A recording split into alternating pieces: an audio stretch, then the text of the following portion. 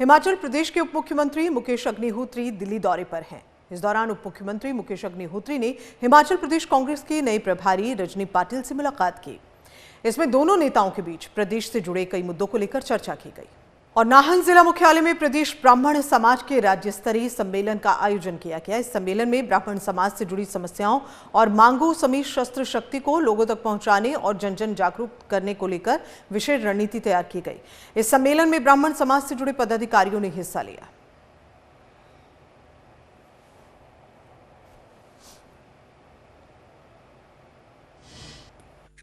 आज हिमाचल प्रदेश ब्राह्मण सभा का राज्य स्तरीय सम्मेलन यहाँ सिरमौर जिला के नाहन में हो रहा है, जो हमारे नाहन ब्राह्मण सभा द्वारा प्रदेश ब्राह्मण सभा के माध्यम से आयोजित हुआ है। और इस सम्मेलन के पीछे हिमाचल प्रदेश ब्राह्मण सभा का एक ही मकसद है कि जो हिमाचल प्रदेश में शास्त्र शक्ति और देव शक्ति है, उसको एक मंच के माध्यम से उजागर करके जन कल्याण के लिए जो है उसे समाहित किया जाए। इसके लिए ब्राह्मण बंधुओं व आम जनमानस को प्रेरित करना है। और सोलन जिले के परमाणु में बीजेपी की ओर से बिहार दिवस पर एक भारत श्रेष्ठ भारत के अंतर्गत स्नेह मिलन कार्यक्रम का आयोजन किया गया। इसमें पूर्व मुख्यमंत्री नेता प्रतिपक्ष जयराम ठाकुर बतौर मुख्य अतिथि शामिल हुए। वहीं संगठन महामंत्री सिद्धार्थ विशेष रूप से उपस्थित रहे। इस अवसर पर मुख्य वक्ता के रूप में बीजेपी नेता और सांसद मनोज तिवारी भी पहुंचे।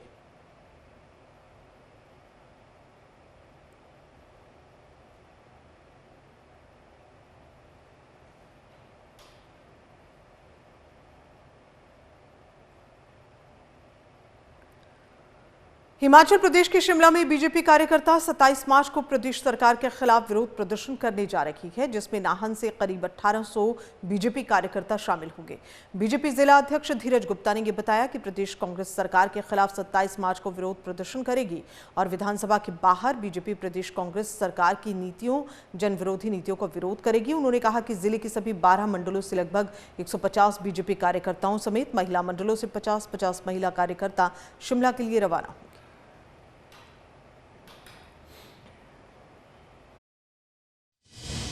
आज प्रदेश में प्रत्येक वर्ग इनकी कारगुजारियों से, इनकी कार्यशैली से प्रत्येक वर्ग में निराशा है, हताशा है। चाहे वो वर्ग ठेकेदारी का है, आज ट्रेजरी बंद है, ट्रेजरी में पैसे नहीं हैं, सरकार अपनी काम जो चला रही है वो ठेकेदारों के पैसे के पे चला रही है। हजारों करोड़ रुपए का कर्जा सरकार के ऊपर ठेकेदारों का है। ठेकेदारों ने हाथ खड़े कर दिए काम करने से। तो युवाओं को रोजगार मिल रहा था वो भी इन्होंने बंद कर दिए।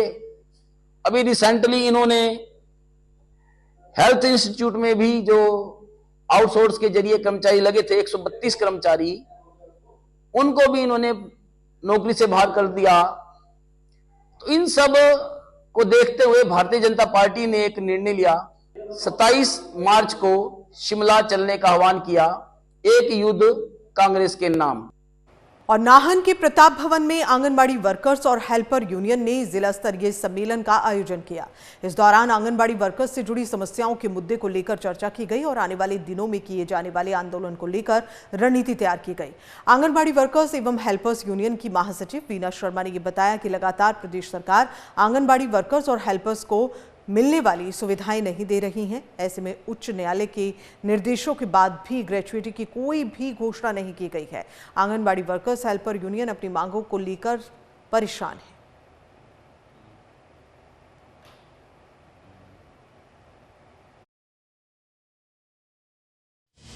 तेरहवां जिला सम्मेलन नाहन में हो रहा है और इस सम्मेलन में अपने संगठन को लेकर कि संगठन को किस तरह से चुस्त दुरुस्त करना है और भविष्य में हमने अपने संगठन को किस तरह से तेज करते हुए अपने संगठन को आगे ले जाना है, इस पर चर्चा की जा रही है। वर्तमान समय में जो आंगनवाड़ी वर्कर्स और हेल्पर्स की बहुत सारी दिक्कतें हैं, जिसमें मेन दिक्कत है पोषण ट्रैकर को लेकर।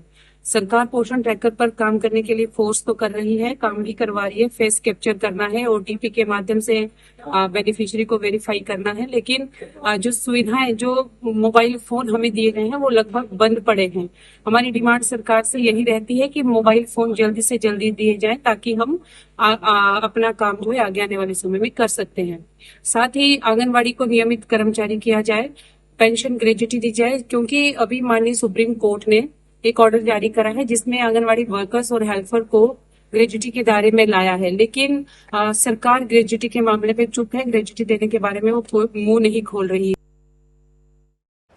हमीरपुर में लोकल दूध का सैंपल फेल हो गया। ऐसे में खाद्य सुरक्षा विभाग की ओर से मोबाइल वैन में लोकल दूध के सैंपल की जांच की गई तो दूध में कैल्शियम की जगह यूरिया के तत्व अधिक मात्रा में पाए गए, जो कि स्वास्थ्य के लिए बेहद ही खतरनाक है। खाद्य एवं सुरक्षा विभाग के सहायक आयुक्त अनिल शर्मा ने बताया कि लोकल दूध के सैंपल की रिपोर्ट आई है जिसमें दूध में यूरिया पाया गया।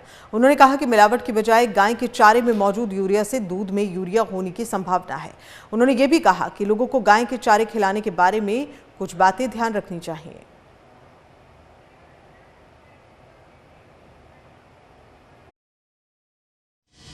इस वर्ष हमने दूध के लगभग 15 से अधिक मामले जो सैंपल्स है जो दूध के वो भरे हैं डिपार्टमेंट ने। तो पहले जो हमने दूध के मामले जो हमने देखे हुए चेक किए हुए हैं उनमें बाकी तो सैंपल ऑलमोस्ट सारे पास ही है। एक केस में उसमें सॉलिड नॉट फैट की सब स्टैंडर्ड का एक इशू आया था। लोगों को हम यही बोलना चाहेंगे कि थोड़ा सा इस तरह के भी इश्यूज आ रहे हैं जो हम दूध अपने स्वास्थ्य के लिए अच्छा होने के कारण हम सोचते कि उससे हमारी हेल्थ अच्छी होगी, तो इस तरह का मामला आएगा तो कहीं ना कहीं वो हमारे हेल्थ पे विपरीत असर डालेगा। इस फाइनेंशियल ईयर में अभी तक 15-16 के करीब दूध के सैंपल्स लिए जा चुके हैं, जिसमें से एक सैंपल जो है फेल पाया गया है। अभी तक ज्यादातर हमारा फोकस जो था वो पैक्ड मिल्क पे था, क्योंकि ज्यादातर लोग पैक्ड मिल्क ही प्रेफर करते हैं। तो पैक्ड मिल्क के तो काफी सैंपल्स लिए जा चुके हैं, लेकिन जैसे कि ये मामला सामने आया है तो ये है खुला बिकने वाले दूध का मामला है। तो अब ज्यादातर फोकस हमारा जो रहेगा वो लोकल दूध पे रहेगा और उसी की सैंपलिंग की जाएगी। भगत सिंह, राजगुरु और सुखदेव के शहीदी दिवस के मौके पर दिल्ली विधानसभा में शहीदों को श्रद्धांजलि दी गई। इस दौरान स्पीकर विजेंद्र गुप्ता और कैबिनेट मंत्री मनजिंदर सिंह सिरसा, कपिल मिश्रा ने समेत कई नेताओं ने शहीदों को नमन किया और उनके वीर बलिदान को याद किया। दिल्ली विधानसभा में शहीद भगत सिंह, सुखदेव और राजगुरु को श्रद्धांजलि देने के लिए दिल्ली विधानसभा अध्यक्ष विजेंद्र गुप्ता, मनजिंदर सिंह सिरसा और मंत्रीगण पहुंचे।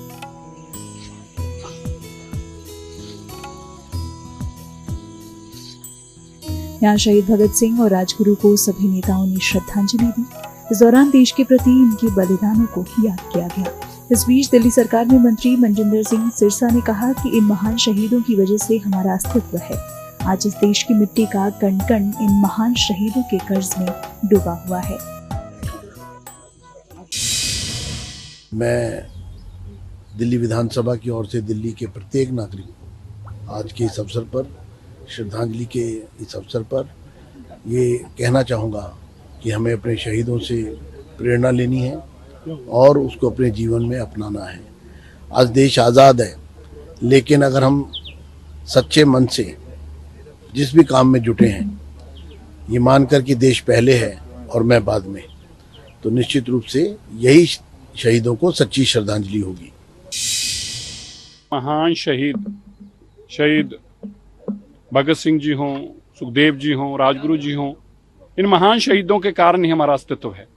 आज इस देश के अंदर, इस देश की मिट्टी का कण कण इन महान शहीदों के कर्ज में दबा हुआ है। इन्होंने हमें जीने की राह भी दी, इस देश को संविधान दिया, इस देश को सम्मान दिया और इस देश के लिए अपना सब कुछ वारने वाले इन महान शहीदों को जहां हम आज याद करते हैं, नमन करते हैं उनके चरणों में।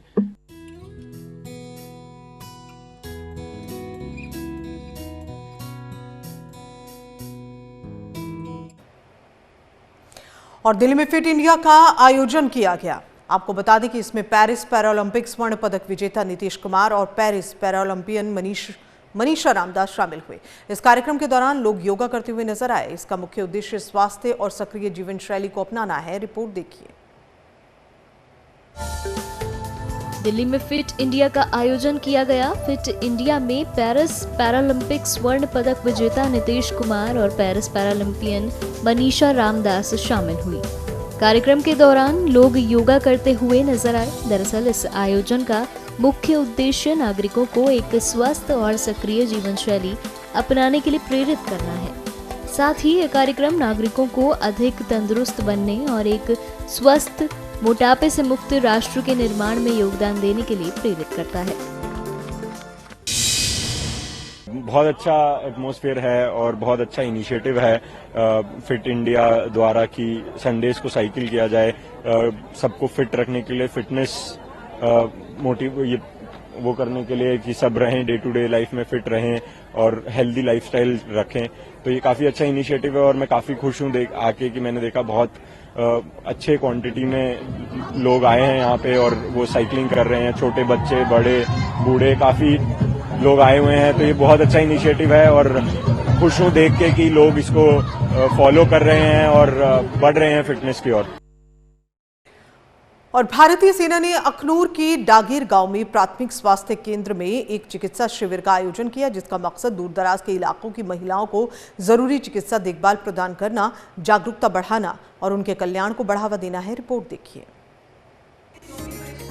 भारतीय सेना ने अखनूर के डागीर गांव में प्राथमिक स्वास्थ्य केंद्र में एक चिकित्सा शिविर का आयोजन किया, जिसका उद्देश्य दूरदराज के क्षेत्रों की महिलाओं को आवश्यक चिकित्सा देखभाल प्रदान करना, जागरूकता बढ़ाना और उनके कल्याण को बढ़ावा देना था।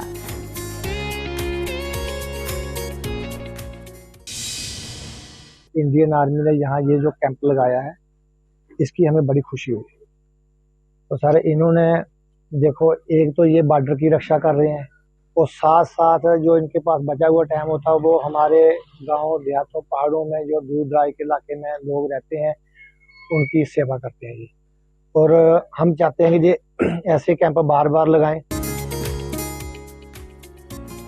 ये चिकित्सा शिविर भारतीय सेना द्वारा सरकारी डॉक्टरों, स्वास्थ्य केंद्र के कर्मचारियों और डागीर पंचायत के स्थानीय लोगों के सक्रिय सहयोग से आयोजित किया गया।